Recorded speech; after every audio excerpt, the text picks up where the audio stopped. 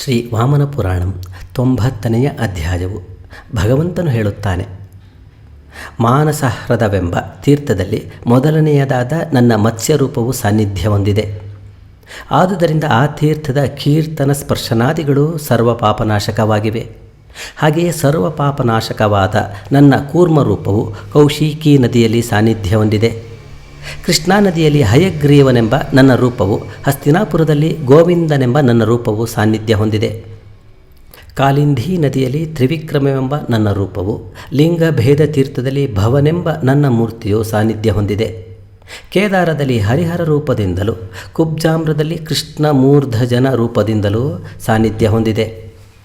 ಬದರಿಯ ಕ್ಷೇತ್ರದಲ್ಲಿ ನಾರಾಯಣ ರೂಪದಿಂದಲೂ, ವಾರಾಹ ಕ್ಷೇತ್ರದಲ್ಲಿ ಗರುಡ ಧ್ವಜ ರೂಪದಿಂದಲೂ, ಭದ್ರಕರ್ಣದಲ್ಲಿ ಜಯೇಶನ ರೂಪದಿಂದಲೂ, ವಿಪಾಶ ಎಂಬ ತೀರ್ಥದಲ್ಲಿ ದ್ವಿಜಪ್ರಿಯನೆಂಬ ರೂಪದಿಂದಲೂ, ಇರಾವತಿಯಲ್ಲಿ ರೂಪಧಾರನ ರೂಪದಿಂದಲೂ, ಕುರುಕ್ಷೇತ್ರದಲ್ಲಿ ಕುರುಧ್ವಜನ ರೂಪದಿಂದಲೂ, ಕೃತ ಶೌಚವೆಂಬ ಕ್ಷೇತ್ರದಲ್ಲಿ ನೃಸಿಂಹ ರೂಪದಿಂದಲೂ, ಗೋಕರ್ಣದಲ್ಲಿ ವಿಶ್ವಧಾರಣನೆಂಬ ರೂಪದಿಂದಲೂ, ಪ್ರಾಚೀನ ಕ್ಷೇತ್ರದಲ್ಲಿ ಕಾಮಪಾಲನ ರೂಪದಿಂದಲೂ, ಮಹಾಂಬಸ್ಸೆಂಬ ತೀರ್ಥದಲ್ಲಿ ಪುಂಡರೀಕ ರೂಪದಿಂದಲೂ, ವಿಶಾಖಯೂಪದಲ್ಲಿ ಅಜಿತನ ರೂಪದಿಂದಲೂ, ಹಂಸಪದದಲ್ಲಿ ಹಂಸ ರೂಪದಿಂದಲೂ ಸಾನ್ನಿಧ್ಯವನ್ನು ಹೊಂದಿರುವೆನು.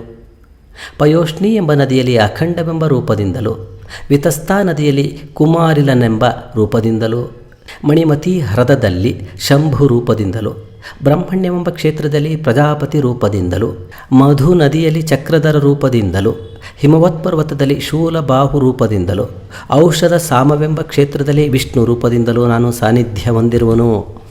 ಹಾಗೆಯೇ ಭೃಗುತುಂಗವೆಂಬ ಕ್ಷೇತ್ರದಲ್ಲಿ ಸುವರ್ಣಾಖ್ಯನೆಂದು, ನೈಮಿಷ ತೀರ್ಥದಲ್ಲಿ ಪೀತವಸ್ತ್ರನೆಂದು, ಗಯಾಕ್ಷೇತ್ರದಲ್ಲಿ ಗೋಪತಿ ಗದಾಧರ ಈಶ್ವರ ತ್ರೈಲೋಕ್ಯನಾಥ ವರದ ಗೋಪ್ರಚಾರ ಕುಶೇಶಯರೆಂಬ ರೂಪಗಳಿಂದಲೂ, ಚಕ್ರತೀರ್ಥದಲ್ಲಿ ಅರ್ಧನಾರೀಶ್ವರನ ರೂಪದಿಂದಲೂ, ದಕ್ಷಿಣ ಪರ್ವತದಲ್ಲಿ ಮಹೀಧ್ರ ಮೂರ್ತಿಯ ರೂಪದಿಂದಲೂ, ಉತ್ತರ ಪರ್ವತದಲ್ಲಿ ಗೋಪಾಲ ರೂಪದಿಂದಲೂ, ಮಹೇಂದ್ರ ಪರ್ವತದಲ್ಲಿ ಸೋಮಪೀಠೀಯ ರೂಪದಿಂದಲೂ, ಸಹ್ಯ ಪರ್ವತದಲ್ಲಿ ವೈಕುಂಠನ ರೂಪದಿಂದಲೂ, ಪಾರಿಯಾತ್ರ ಪರ್ವತದಲ್ಲಿ ಅಪರಾಜಿತನ ರೂಪದಿಂದಲೂ ಸಾನ್ನಿಧ್ಯ ಹೊಂದಿರುವೆನು.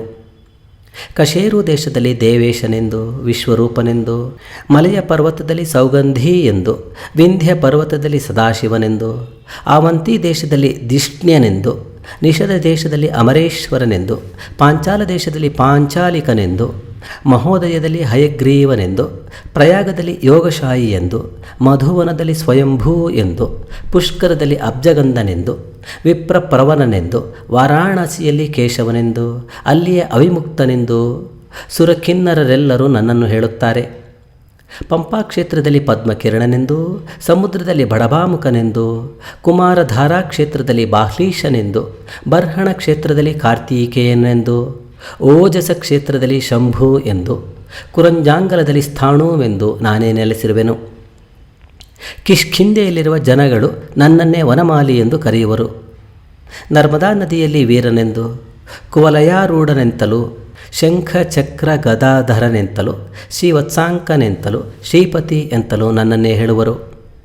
ಮಾಶಿಷ್ಮತಿಯಲ್ಲಿ ತ್ರಿನಯನನೆಂತಲೂ, ಅಲ್ಲಿಯೇ ಹುತಾಶನನೆಂತಲೂ, ಅರ್ಬುದದಲ್ಲಿ ತ್ರಿಸೌಪರ್ಣನೆಂತಲೂ, ಸೂಕರ ಪರ್ವತದಲ್ಲಿ ಕ್ಷ್ಮಾಧರನೆಂತಲೂ, ತ್ರಿಣಾಚಿಕೇತನೆಂತಲೂ, ಪ್ರಭಾಸದಲ್ಲಿ ಕಪರ್ದಿ ಎಂತಲೂ, ಅಲ್ಲಿನಂತೆ ಇಲ್ಲಿಯೂ ಮೂರನೆಯ ಶಶಿಶೇಖರನೆಂತಲೂ, ಉದಯ ಪರ್ವತದಲ್ಲಿ ಶಶಿ ಎಂದು, ಸೂರ್ಯನೆಂದು, ಈ ಮೂರರಲ್ಲೂ ಇರುವ ನನ್ನನ್ನು ಧ್ರುವನೆಂದು ತಿಳಿ. ಹೇಮಕೂಟ ಪರ್ವತದಲ್ಲಿ ಹಿರಣ್ಯಾಕ್ಷನ ರೂಪದಿಂದಲೂ, ಶರವಣ ಕ್ಷೇತ್ರದಲ್ಲಿ ಸ್ಕಂದನ ರೂಪದಿಂದಲೂ ನಾನೇ ಸಾನ್ನಿಧ್ಯ ಹೊಂದಿರುವೆನು. ಮಹಾಪ್ರಳಯದಲ್ಲಿ ರುದ್ರನೆಂದು ನಾನೇ ಹೇಳಲ್ಪಟ್ಟಿರುವೆನು. ಉತ್ತರ ಕುರುದೇಶಗಳಲ್ಲಿ ಸರ್ವ ಸೌಖ್ಯದಾಯಿಯಾದ ಪದ್ಮನಾಭನೆಂದು ನನ್ನನ್ನು ಹೇಳುತ್ತಿರುವರು. ಸಪ್ತ ಗೋದಾವರ ಕ್ಷೇತ್ರದಲ್ಲಿ ಪ್ರಸಿದ್ಧನಾದ ಹಾಟಕೇಶ್ವರನ ರೂಪದಿಂದಲೂ, ಅಲ್ಲಿಯ ಮಹಾಹಂಸ ರೂಪದಿಂದಲೂ, ಪ್ರಯಾಗದಲ್ಲಿ ಮಹೇಶ್ವರನ ರೂಪದಿಂದಲೂ, ಶೋಣದಲ್ಲಿ ರುಕ್ಮ ಕವಚನ ರೂಪದಿಂದಲೂ, ಕುಂಡಿನ ಕ್ಷೇತ್ರದಲ್ಲಿ ಘ್ರಾಣ ತರ್ಪಣನೆಂಬ ದೇವನ ರೂಪದಿಂದಲೂ, ಭಿಲ್ಲೀವನದಲ್ಲಿ ಮಹಾಯೋಗನ ರೂಪದಿಂದಲೂ, ಮಂತ್ರಗಳಲ್ಲಿ ಪುರುಷೋತ್ತಮನೆಂದು, ಪ್ರಕ್ಷ್ಮಾವತರಣದಲ್ಲಿ ವಿಶ್ವರೂಪ ಶ್ರೀನಿವಾಸ ದ್ವಿಜೋತ್ತಮರೆಂದು, ಸೂರ್ಯಾರಕದಲ್ಲಿ ಚತುರ್ಬಾಹು ರೂಪದಿಂದಲೂ, ಮಗಧೆಯಲ್ಲಿ ಸುಧಾಪತಿಯ ರೂಪದಿಂದಲೂ ನಾನೇ ನೆಲೆಸಿರುವೆನು.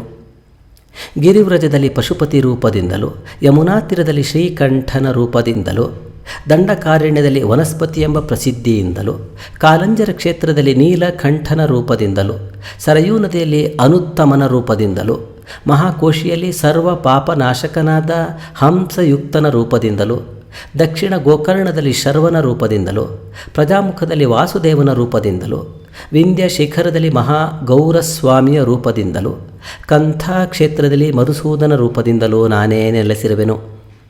ತ್ರಿಕೂಟ ಶಿಖರದಲ್ಲಿ ಚಕ್ರಪಾಣಿಯಾದ ಈಶ್ವರನ ರೂಪದಿಂದಲೂ, ಲೋಹದಂಡದಲ್ಲಿ ಹೃಷಿಕೇಶನ ರೂಪದಿಂದಲೂ, ಕೌಶಲಿಯಲ್ಲಿ ಮಹೋದಯ ರೂಪದಿಂದಲೂ, ಸುರಾಷ್ಟ್ರದಲ್ಲಿ ಮಹಾವಾಸನ ರೂಪದಿಂದಲೂ, ನವರಾಷ್ಟ್ರದಲ್ಲಿ ಯಶೋಧರನ ರೂಪದಿಂದಲೂ, ದೇವಿಕಾ ನದಿಯಲ್ಲಿ ಭೂಧರನ ರೂಪದಿಂದಲೂ, ವಿದೇಹ ನದಿಯಲ್ಲಿ ಕುಶಪ್ರಿಯನ ರೂಪದಿಂದಲೂ, ಗೋಮತಿ ನದಿಯಲ್ಲಿ ಛಾದಿತ ಗದನ ರೂಪದಿಂದಲೂ, ಶಂಖೋದ್ಧಾರದಲ್ಲಿ ಶಂಕಿಯ ರೂಪದಿಂದಲೂ, ಸೈಂಧವಾರಣ್ಯದಲ್ಲಿ ಸುನೇತ್ರನ ರೂಪದಿಂದಲೂ, ಶೂರಪುರದಲ್ಲಿ ಶೂರನ ರೂಪದಿಂದಲೂ ನಾನೇ ನೆಲೆಸಿರುವೆನು. ಹಿರಣ್ವತಿ ನದಿಯಲ್ಲಿ ರುದ್ರನೆಂಬ ಹೆಸರಿನಿಂದಲೂ, ತ್ರಿವಿಷ್ಟಪ ಕ್ಷೇತ್ರದಲ್ಲಿ ವೀರಭದ್ರನ ರೂಪದಿಂದಲೂ, ಶಂಕುಕರ್ಣದಲ್ಲಿ ನೀಲಾಭನ ರೂಪದಿಂದಲೂ, ಶಾಲವನದಲ್ಲಿ ಭೀಮನ ರೂಪದಿಂದಲೂ ನಾನು ನೆಲೆಸಿರುವೆನೆಂದು ಜ್ಞಾನಿಗಳು ತಿಳಿದಿರುವರು. ಘಟಿತ ಕ್ಷೇತ್ರದಲ್ಲಿ ವಿಶ್ವಾಮಿತ್ರನ ರೂಪದಿಂದಲೂ, ಕೈಲಾಸದಲ್ಲಿ ವೃಷಭಧ್ವಜನ ರೂಪದಿಂದಲೂ, ಮಹಿಳಾಶೈಲದಲ್ಲಿ ಮಹೇಶನ ರೂಪದಿಂದಲೂ, ಕಾಮರೂಪದಲ್ಲಿ ಶಶಿಪ್ರಭನ ರೂಪದಿಂದಲೂ ನಾನೇ ಇರುವೆನು.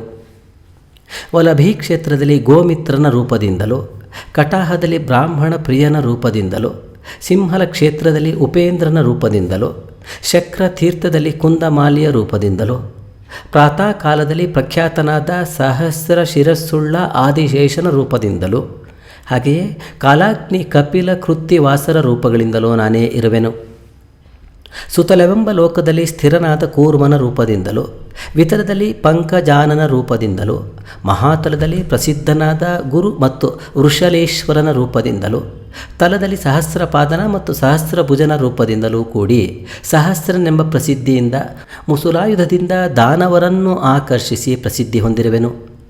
ಪಾತಾಳದಲ್ಲಿ ಯೋಗೀಶನ ರೂಪದಿಂದ ಹರಿಶಂಕರನಾಗಿರುವವನು ನಾನೇ. ಧರಾತಲದಲ್ಲಿ ಕೋಕನದ ಮೂರ್ತಿಯಾಗಿಯೂ ಭೂಮಿಯಲ್ಲಿ ಚಕ್ರಪಾಣಿಯ ರೂಪದಿಂದಿರುವವನು ನಾನೇ. ಭುವರ್ಲೋಕದಲ್ಲಿ ಗರುಡನ ರೂಪದಿಂದಲೂ, ಸ್ವರ್ಲೋಕದಲ್ಲಿ ಶಾಶ್ವತನಾದ ವಿಷ್ಣು ರೂಪದಿಂದಲೂ, ಮಹರ್ಲೋಕದಲ್ಲಿ ಅಗಸ್ತ್ಯ ರೂಪದಿಂದಲೂ, ಜನಲೋಕದಲ್ಲಿ ಕಪಿಲನ ರೂಪದಿಂದಲೂ ನಾನೇ ಇರುವೆನು. ತಪೋಲೋಕದಲ್ಲಿ ಸಪ್ತವಿಧ ಸ್ವರಗಳೊಡಗೂಡಿದ ವಾಂಗ್ಮಯ ಬ್ರಹ್ಮರೂಪದಿಂದಲೂ, ಬ್ರಹ್ಮಲೋಕದಲ್ಲಿ ಚತುರ್ಮುಖನ ರೂಪದಿಂದಲೂ ಎಲ್ಲ ಕಡೆಯಲ್ಲಿಯೂ ಒಂದೇ ಕಾಲದಲ್ಲಿ ಪ್ರತಿಷ್ಠೆ ಹೊಂದಿರುವೆನು. ಶೈವ ಸಿದ್ಧಾಂತದಲ್ಲಿ ಸನಾತನನೆಂದು, ವೈಷ್ಣವ ಸಿದ್ಧಾಂತದಲ್ಲಿ ಪರಬ್ರಹ್ಮನೆಂದು, ನಿರಾಲಂಬ ಸಿದ್ಧಾಂತದಲ್ಲಿ ಅಪ್ರತರ್ಕ್ಯನೆಂದು, ನಿರಾಕಾರ ಸಿದ್ಧಾಂತದಲ್ಲಿ ತಪೋಮಯನೆಂದು ನನ್ನನ್ನೇ ಹೇಳುವರು.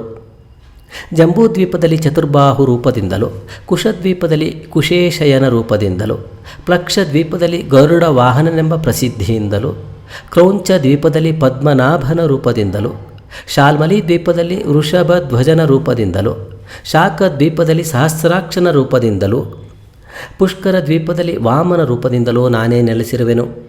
ಎಲೈ ಬ್ರಹ್ಮರ್ಷಿಯೇ, ಭೂಮಿಯಲ್ಲಿರುವ ಎಲ್ಲ ಸಾಲಿಗ್ರಾಮಗಳಲ್ಲೂ ಇರುವ ನಾನು ಜಲಸ್ಥಳಗಳಲ್ಲಿರುವ ಸಮಸ್ತ ಸ್ಥಾವರ ವಸ್ತುಗಳಲ್ಲಿಯೂ ನೆಲೆಸಿರುವೆನು.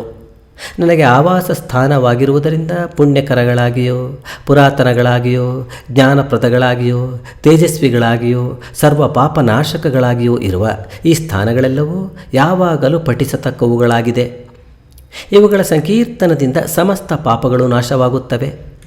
ಆಯಾಯ ದೇವತ ರೂಪದಲ್ಲಿರುವ ನನ್ನ ದರ್ಶನದಿಂದ ದೇವತೆಗಳು, ಮನುಷ್ಯರು, ಸಾಧ್ಯರೂ ಸಹ ಧರ್ಮಾರ್ಥ ಕಾಮಮೋಕ್ಷಗಳೆಂಬ ಪುರುಷಾರ್ಥಗಳನ್ನು ಹೊಂದುತ್ತಾರೆ.